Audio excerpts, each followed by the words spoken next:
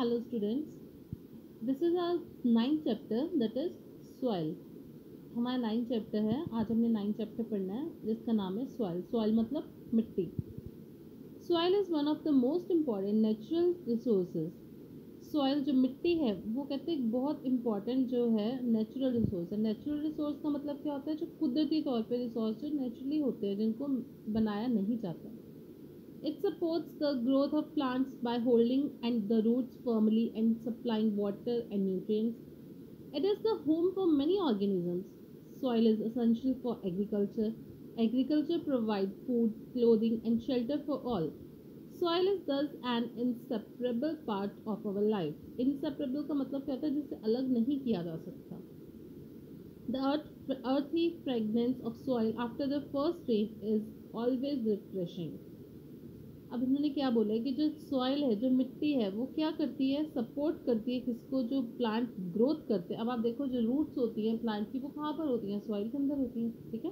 तो जो सॉइल होती है, मिट्टी होती है, वो क्या करती है? प्लांट को पकड़ कर रखती है. ठीक है. होल्ड करके रखती है. और क्या देती है उसको? वाटर और न्यूट्रिएंट्स जो है वो सप्लाई करती है. और वो क्या है? ऑर्गेनिजम्स. ऑर्गेनिजम्स क्या होते हैं? जो छोटे छोटे जीवाणु होते हैं वो होते हैं ऑर्गेनिजम्स. ठीक है. वो रहते हैं मिट्टी के अंदर. तो ये क्या है? कई ऑर्गेनिजम्स का क्या है? घर है. Soil is essential for agriculture. Agriculture मतलब जो खेती बाड़ी है उसके लिए भी जो मिट्टी है बहुत इंपॉर्टेंट चीज़ है. एग्रीकल्चर से हमें खाना मिलता है, कपड़े मिलते हैं, घर मिलता है. सॉइल इज दस एन इंसेपरेबल. तो इस तरह से जो सॉइल है वो हमारी लाइफ का इंसेपरेबल पार्ट है. इंसेपरेबल पार्ट मतलब जिससे अलग हम नहीं कर सकते अपनी लाइफ में. द अर्थी फ्रेगनेंस. अर्थी फ्रेगनेंस मतलब जब बारिश होती है, ठीक है, बारिश के बाद जो मिट्टी में से खुशबू आती है उसे कहा गया है अर्थी फ्रेगनेंस. वो कहते हैं बहुत अच्छी लगती है. ठीक है. Next is soil teeming with life. One day during the rainy season पहेलीज and Boojho observed an earthworm coming out of the soil. एक बार रेनी सीजन में पहेली और बूजो ने देखा कि जो एक अर्थवॉर्म है, अर्थवॉर्म एक कीड़ा होता है, ठीक है, वो मिट्टी में से निकल रहा है. पहेली wondered whether there were other organism also in the soil. पहेली हैरान हो गई कि क्या इस मिट्टी में और भी organisms हैं. Let us find out. So, activity 9.1. Collect some soil samples and observe them carefully. You can use hand lens each. Examine each sample carefully and fill table 9.1. यहाँ पर table 9.1 दिया हुआ है. उन्होंने बोला है कि आप क्या करो, कुछ मिट्टी के सैंपल्स जो है उनको इकट्ठा करो.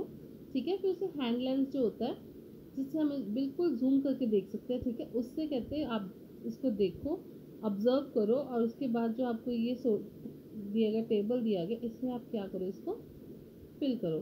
अब गार्डन सॉइल है. गार्डन में जो मिट्टी होगी उसमें प्लांट्स होंगे, ग्रास, थोड़ी घास भी मिलेगी उस मिट्टी में. एनिमल्स कौन से मिलेंगे उसमें? एंट, चींटियाँ मिलेंगी. ठीक है. इसी तरह से आप कोई मिट्टी कहीं से लेते हो, कोई रोड साइड से लेते हो, कोई सी से लेते हो, सी के पास किनारे से लेते हो. ठीक है. तो हर एक मिट्टी में वहाँ के आसपास की जो सराउंडिंग्स होती है उसके कुछ मटेरियल्स मिलते हैं. ठीक है. तो ये उन्होंने उसके अकॉर्डिंग ही बताया कि आपने मिट्टी कहाँ से ली, उसके अंदर किस तरह के एनिमल्स हैं, वहाँ पर किस तरह के इंसेक्ट्स होंगे उसके अंदर. ठीक है. तो आपने ये टेबल उसके अकॉर्डिंग फिल करना है. After that soil profile. Soil is composed of distinct layer. Soil जो है वो अलग अलग लेयर से बनी हुई है. Perform the following activity to find out how these layers are arranged. हम अपनी ये वाली एक्टिविटी पढ़ेंगे तो हमें पता लगेगा कि ये जो सॉइल की जो लेयर्स हैं वो किस तरह से अरेंज की गई हैं.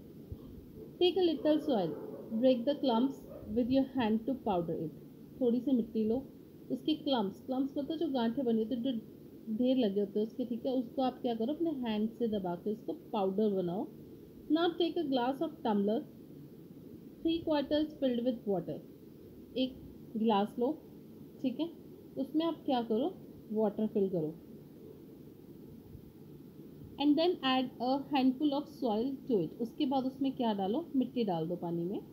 Stir it well with a stick to dissolve the soil. अब आप एक स्टिक से इसको क्या करो, स्टिर करो, हिलाओ इसको, मिट्टी को हिलाओ इसके अंदर, पानी के अंदर, ताकि वो क्या हो सके, मिट्टी इसमें घुल सके.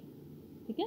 Now let it stand undisturb for some time. अब इसको कुछ टाइम के लिए आप क्या करो, अनडिस्टर्ब मतलब कि आप उसको छेड़ो नहीं बिल्कुल भी। जब आपने उसको स्टिर कर दिया एक बार तो आप कुछ टाइम के लिए उसको छोड़ दो वैसे ही, ठीक है। Afterwards observe it and answer the following questions. अभी आप ये देखो, ये जो है ये लेयर्स हैं। कितनी लेयर्स है? 1 2 3 4 5 लेयर्स। जो सबसे नीचे है वो कौन सी है? ग्रेवल। उसके ऊपर सैंड, उसके ऊपर क्ले, देन वाटर, उसके ऊपर humus. Do you see layers of particles of different sizes in glass tumbler? क्या आपने अलग अलग पार्टिकल्स जो हैं साइज में उसके ग्लास टम्बलर के अलग अलग जो हैं उसमें आपने लेयर्स में देखे? Draw diagram these layers. अब आपने इसकी क्या करनी है? डायग्राम ड्रॉ करनी है। After these, some dead rotting leaves or an animal remaining floating on water. जो सूखी पत्तियां होंगी या फिर जो एनिमल्स की रिमेन्स होते हैं वो क्या होंगे? पानी के ऊपर, यहाँ पर ये जो ह्यूमस लिखा हुआ ये, ठीक है, यहाँ पर ये क्या करेंगे? तैरने लग जाएंगे। The rotting dead matter in the soil is called humus. ये जो rotting dead matter है यहाँ पर इसे हम कहते हैं ह्यूमस, ठीक है।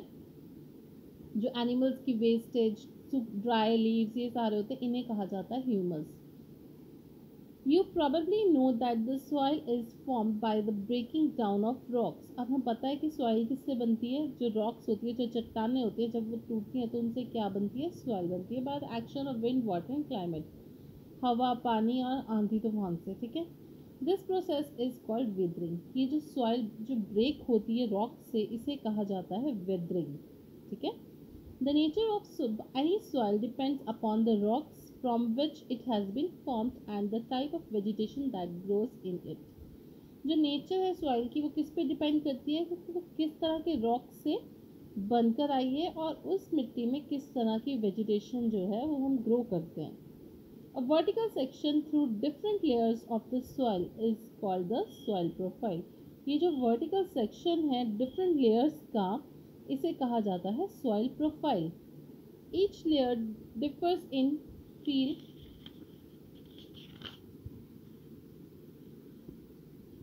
Colour, depth and chemical composition. These layers are referred to as horizons, ठीक है। हर एक लेयर जो है उसका कलर, उसकी डेप्थ, उसका केमिकल कॉम्पोजिशन वो क्या होता है? अलग होता है। इन लेयर्स को किस नाम से रेफर किया जाता है?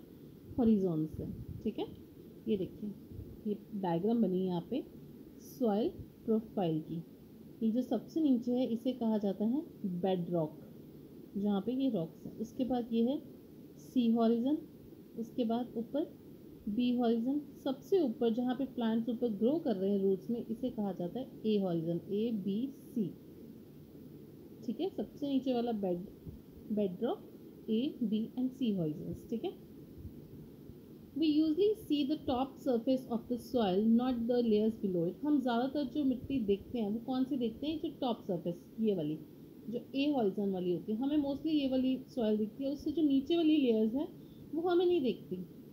If we look at the sides of the recently dug ditch, we can see the inner layers of the soil too. अगर हमने जहाँ पे खुदाई हुई हो, ठीक है, उस जगह पे जाके उसको हम देखेंगे तो हमें मिट्टी के अंदर वाली लेयर्स जो है वो दिखती हैं।